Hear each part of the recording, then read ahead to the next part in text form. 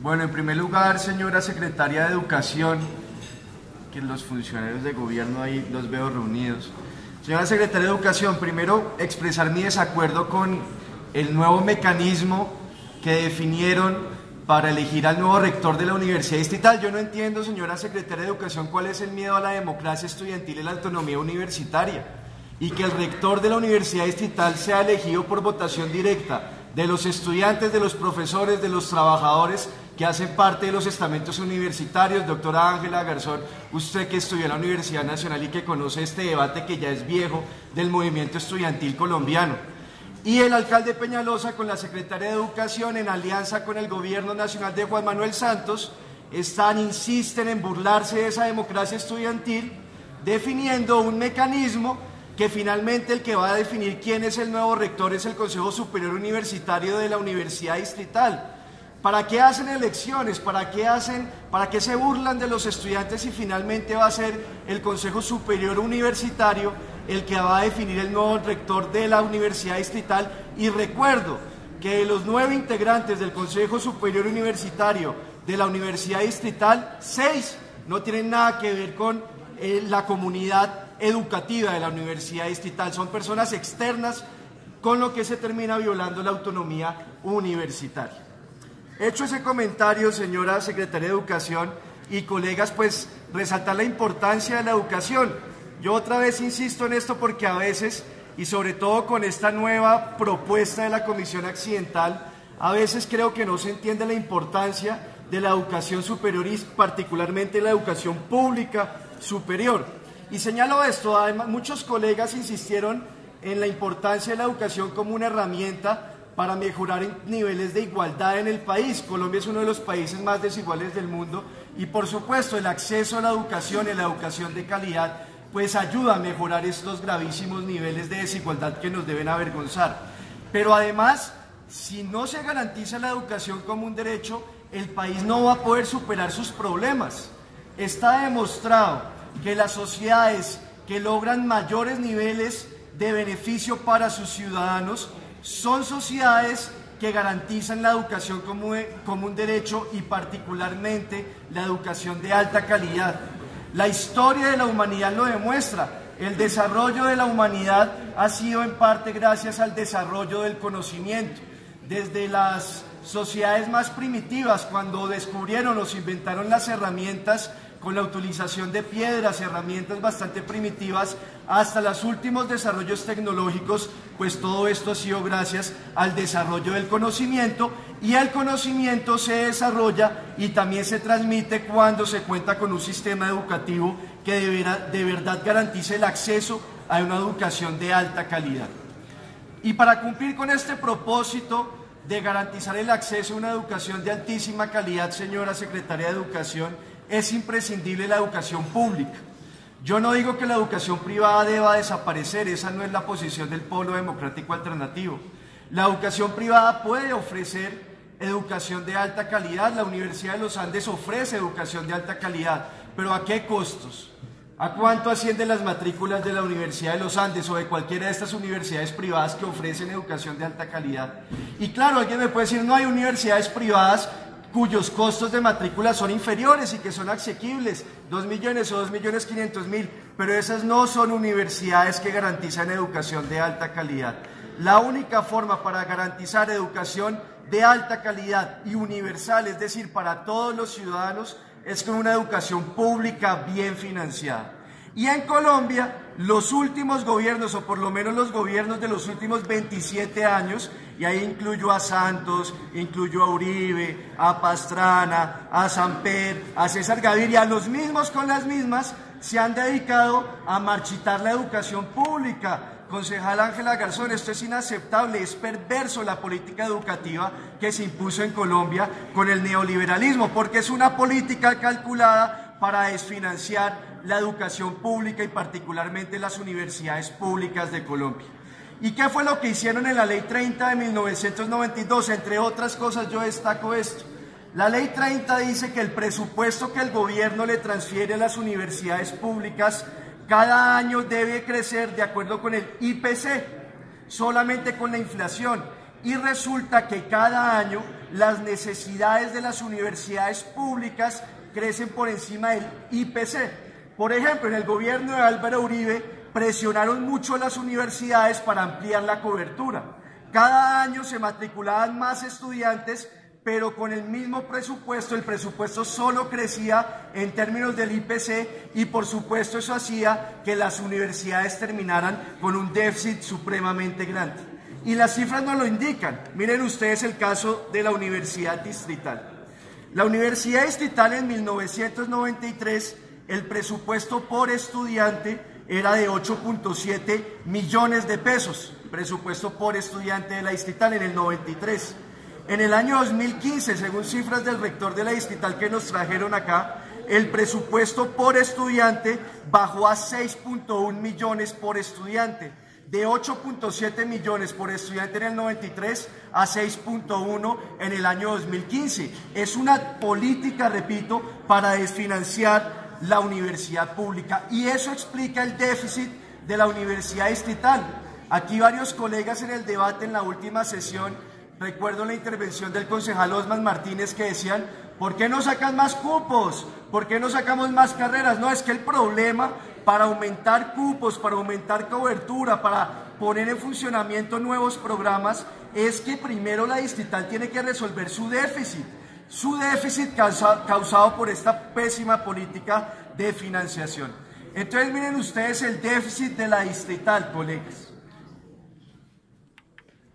En la Universidad Distrital, según cifras del rector que nos trajo acá cuando se discutió el presupuesto el año pasado, el presupuesto de la Distrital alcanzaría para atender idóneamente a 18.000 estudiantes.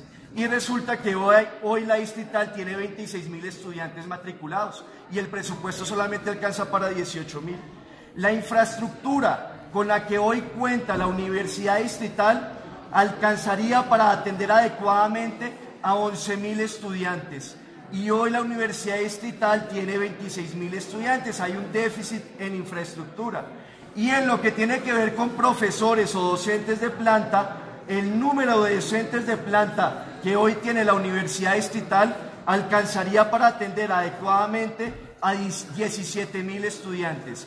Y hoy tiene 26.000 matriculados, hay un déficit grandísimo por esta política de desfinanciar la universidad pública y la única respuesta de estos gobiernos, del de Santos y del de Peñalosa, es coger los recursos públicos que deberían invertirse en las universidades públicas y dárselas a las universidades privadas, que es el famoso programa de Serpi lo paga y también el programa del Fondo para la Educación Superior que últimamente o en las últimas semanas lanzó el alcalde Peñalosa con bombos y platillos. Viene entonces la estampilla.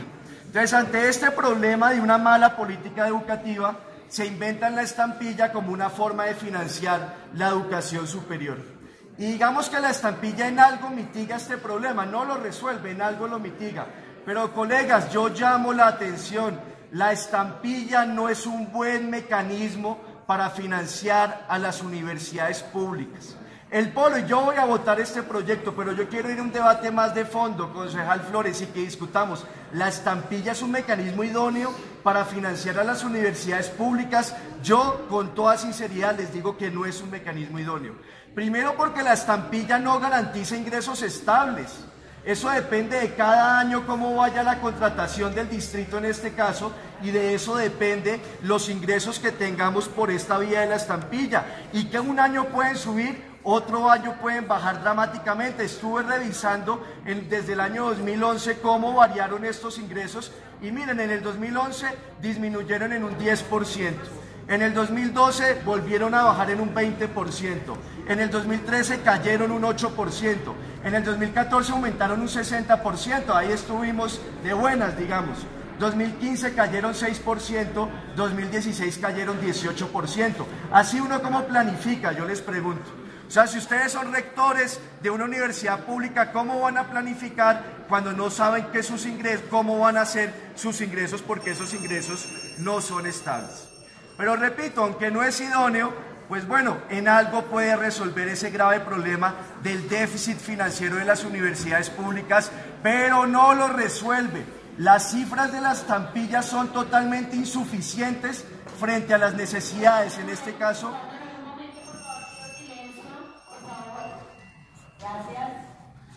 Gracias, señora presidenta.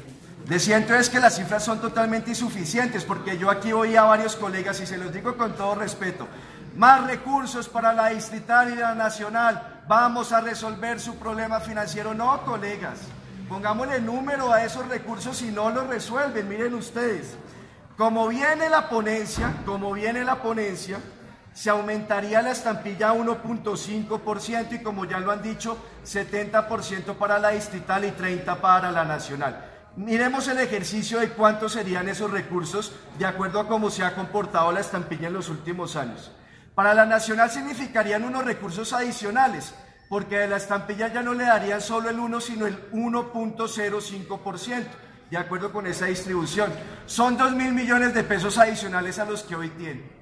Y con lo que hoy tiene un déficit, como lo he explicado, que el presupuesto solamente alcanza para 18.000 estudiantes y tiene 26.000. Esos 2.000 millones de pesos al año no le hace nada al problema del déficit de la universidad distrital. Y en el caso de la nacional, con ese 1.5% serían 20.000 millones de pesos más al año adicionales. El déficit de la nacional supera los 100.000 millones de pesos. Tampoco resuelve el grave problema de la nacional, que es por lo que se están cayendo los techos de la universidad pública más importante del país. No es la panacea. Pero lo peor es que en la comisión accidental, doctora Inestrosa, agravaron este problema. Porque con la comisión accidental se vuelve a la fórmula del 1% de la estampilla. Eso quiere decir que es el 0.7 para la distrital.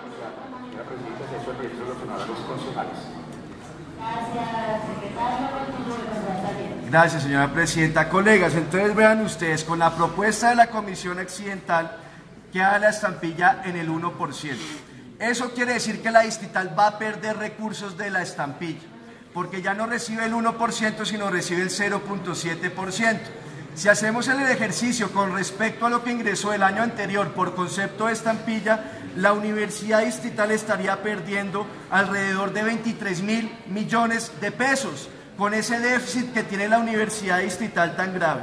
Y la Universidad Nacional estaría ganando, recibiendo recursos adicionales por 10.000 millones de pesos que no le hacen ni cosquillas al grave problema financiero que tiene la Nacional. Y además un comentario: Santos y el gobierno nacional no se pueden lavar las manos en la financiación y en las necesidades de financiación de la nacional. Es que es su responsabilidad. No pueden decir no, que lo asuman las entidades territoriales. No, el gobierno nacional es el primer responsable sobre la financiación de la nacional, y agrego, de la distrital. Es que este cuento de la municipalización o territorialización de las universidades públicas ha afectado gravemente el funcionamiento de las universidades públicas. Yo repito y concluyo con las siguientes ideas. La estampilla no es un mecanismo bueno para financiar a las universidades públicas. Bueno, es lo que existe en este momento, ahí se le pone como un pañito de agua tibia, pero no vayamos a empeorar la situación. Dejemos la propuesta como viene en la ponencia, con una estampilla del 1.5%, porque si se aprueba la propuesta de la comisión accidental, le terminaremos quitando recursos a la distrital, que es una universidad que tiene un gran déficit financiero. Esto que nos puso a hacer aquí Juan Manuel Santos es la típica forma de poner a pelear a pobres entre pobres, a poner a pelear a la nacional con la distrital por unos pesos que no resuelven absolutamente nada de ese déficit tan grande. El Polo Democrático Alternativo entonces va a acompañar la propuesta, pero nos oponemos, rechazamos que se cambie el 1.5% de la estampilla y que se reduzca solo al 1%, porque va a agravar la situación y la crisis de la distrital. Gracias, señora presidenta.